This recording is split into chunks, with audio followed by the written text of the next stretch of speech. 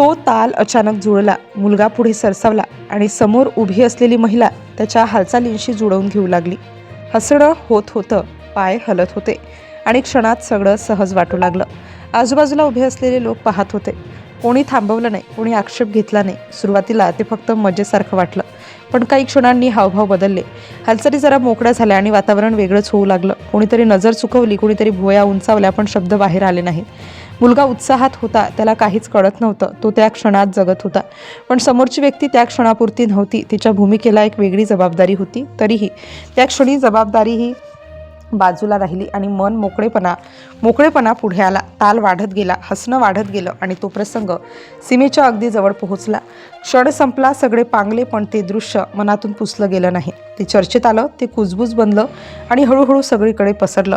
प्रश्न विचारले जाऊ लागले, हे योग्य होतं का? असं वागणं शोभतं का? हे नातं नेमकं काय आहे? काहींनी समर्थन केलं, काहींनी टीका केली आणि काहींनी संताप व्यक्त केला. जसा जसा वेळ गेला तसा तसा एक सत्य समोर येऊ लागलं. ती महिला कोणतीही कलाकार नव्हती, ती कोणतीही सामान्य व्यक्ती नव्हती, ती होती एक शिक्षिका आणि तो मुलगा तिचाच विद्यार्थी. तेव्हा सगळ्यांना एक धक्का बसला, कारण हे नातं फक्त ओळखीचं नव्हतं, ते मार्गदर्शनाचं होतं, ते शिस्तीचं होतं आणि त्या नात्यात अशी मोकळी सहज स्वीकारली जात नाही. वाद वाढला, चर्चा पेटली आणि संपूर्ण देशात या प्रसंगाची चर्चा झाली. शेवटी त्या शिक्षिकेने एक वाक्य म्हटलं, यापुढे कधीही मी अशा प्रकारे डान्स करणार नाही.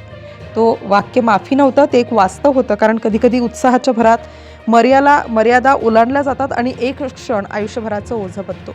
हा प्रसंग डान्सचा नव्हता, तो होता जबाबदारीचा.